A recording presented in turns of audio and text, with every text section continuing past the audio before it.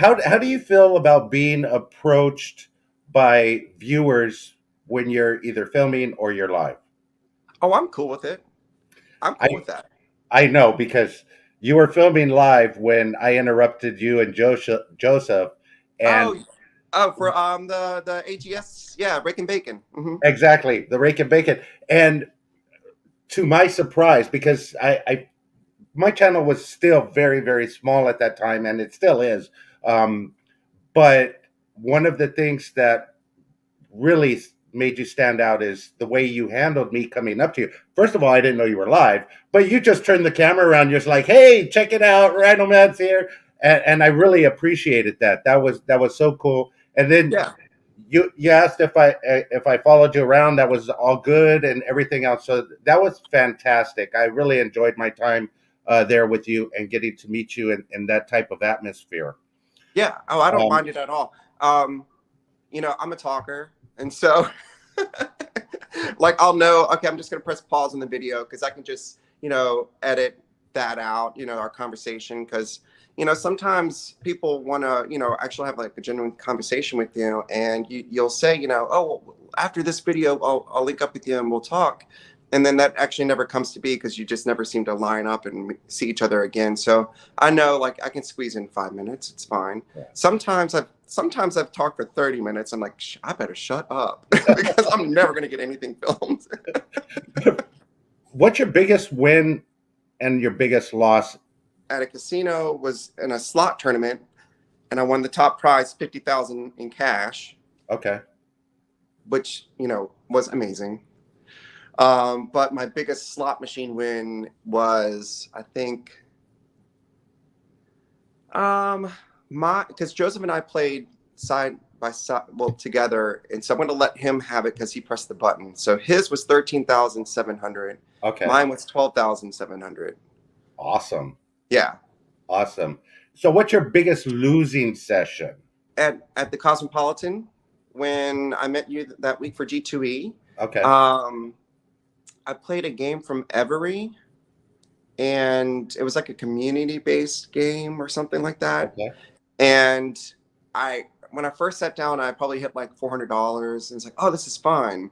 And then there was like something on the wheel, like the community wheel thing that I was really hoping to get. And I was like, well, I didn't really lose $400. I probably had $200 in the machine, and I got it up to 600, and I spent it all.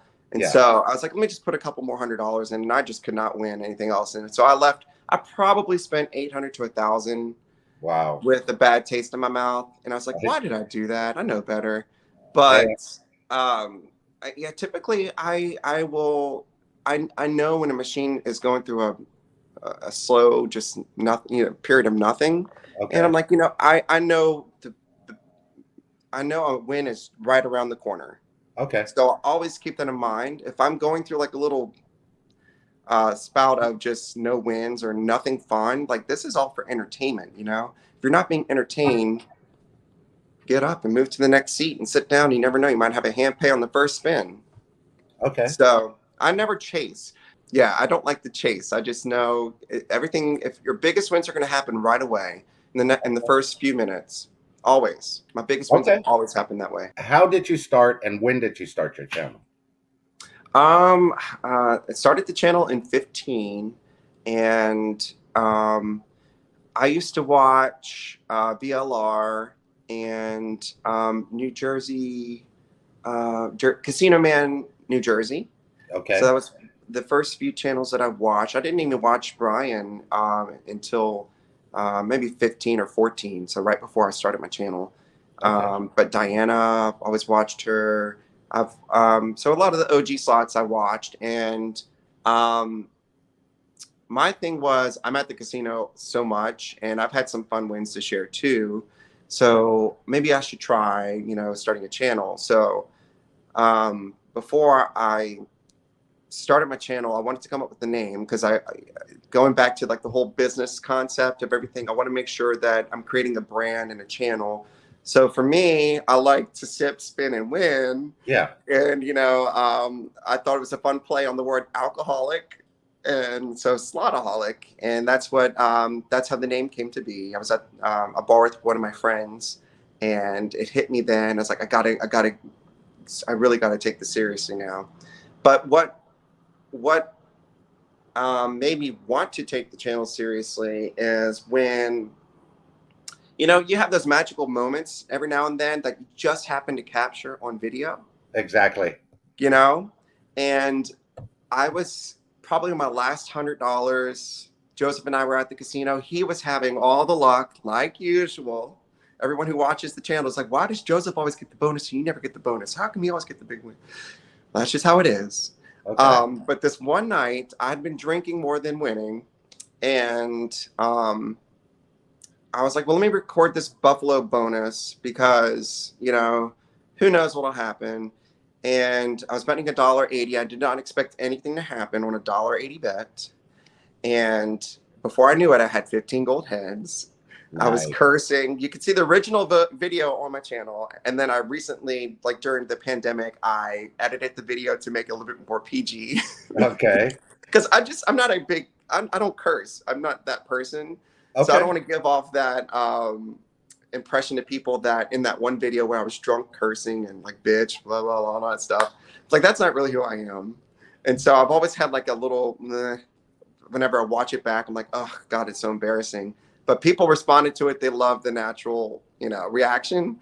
But I was like, I just don't feel like that's a real representation of who I am. So I re-edited the video. That video, I went on to win $5,300. Okay. On And a it was dollar like eighty bet. $1.80 bet. Wow. And it was a 25-minute video of me recording vertically. And so, this is before vertical videos are cool, you know? And so I got a lot of hate on that because it wasn't shot landscape wise. I'm like, oh my God, y'all just Enjoy the win. enjoy The it. win. This is possible. A $5,300 win on a $1.80 bet. And so that's what made me want to start taking it seriously because I have these fun, crazy wins. So that was 2018. So that little period from 2015 through 2018, what ended up happening is I got a new computer. And in 2015, when I started my channel, I was using Windows Movie Maker. If you go back to the first couple of, you know, maybe 20 videos that I posted on my channel, you'll see like I did like a stop animation intro that I created on like Corel Draw. Okay. And, you know, I made the music for the intro, and I made the music for the intro now too. But that was like before I learned how to edit. And so I got a new computer, and Windows Movie Maker wasn't on the new computer. So I was like, well, crap, how am I going to edit videos now? So I kind of became complacent and didn't try to get another program or learn anything. So I just kind of posted here and there. And then 2018, fast forward to the Buffalo Gold, it's like, I got to start taking this seriously. Okay. When you started, did you focus on subs? You know, gosh, not, you know, I've always said that I wanted my growth to be organic and, Okay. you know, steady. And that's what it has been. So I just remember like, you know, we all aspire to get to that 1,000 subscriber mark. Yeah. And I think before I hit 1,000 subscribers, I became monetized. I don't know if that was possible back then. Yeah. It was. I think it just mattered if you had so many watch hours or if you had the subs. So I remember like going, you know, getting monetized, like, oh, cool. That was quick. You know, not quick, but I imagine it'd be longer. But I mean, honestly, the chase of it all hasn't been there for me. You know, I just enjoy what I do. You know, of course, I want to be a big channel and all that stuff, but I'm not going to go out of my way to make that happen. I'm just going to do what I do and just have a good time with it. You know, Hey. Just keep posting content that makes you happy. That's the number one thing. So don't chase numbers, don't chase view counts, don't chase subscribers. Just put stuff out there that you feel proud about and reflects you, and that's all you need to worry about. Okay. Okay. So you were monetized. How did it feel when you made that first dollar? And I remember going to Harrah's the first time I got a check from Google Ads, Okay. and my favorite bartender was working. He's like, "Girl, I'm on YouTube and I'm making money now." It was like maybe $120. Hey, but that was the start. Yeah, and it's nice to just have like a little kickback for the work that you do. Granted, it is a lot of work running a Yes. YouTube channel, and I think a lot of people get this idea that I'm going to make bank, or it's going to be, I'm going to be, famous and all that stuff. No, it's work, and I can't tell you how many hours I should probably clock myself. Really, during the pandemic, I did, and I haven't edited this video, but I decided to record my work process That for a would week be that would be because I awesome. just wanted to say, kind of showcase to people just how extensive it is. And I realized at the end of it, I was like, wow, this is a lot. I don't think people even want to see any of this because it's just kind of mundane. And, there's bits and pieces where I would talk to camera and be like, okay, so this is what I have to do today. Here's my checklist. I need to make sure I edit this video. I need to create the thumbnails for this. I need to go in and, you know, watch Joseph's content. So I recorded bits and pieces of me at the computer editing, and then we're doing screen recordings and kind of showcasing my process. And then just like as the week ended, and I was like wrapping up that whole process, I was like, I don't think people want to see this because it's just so boring. If I'm sitting by a speaker, I'll get up from that machine and not record. Even though I Okay. really want to play that game, I'm like, I can't because that background music is just gonna be so loud, and I don't want to put a track underneath. And that's the trick for a lot of those YouTubers who know that there's music in the background, and you're going to you're going to have a copyright claim. Okay. Um, if you can find a track to overlay, bring down your volume, and then put a track on top of that that's a little louder than your speaking track, that'll wipe out that claim.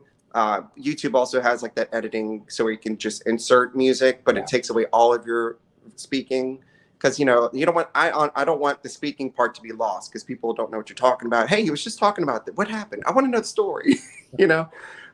So, but yeah, for me, I'm very aware of the music behind me, and I'll have to talk on top of it so I don't get that claim.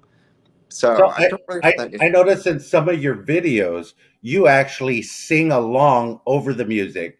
Does that Yes, do anything for the copyright? Does and that make I it haven't had any issues with it yet. I must okay? sound, I must be off key.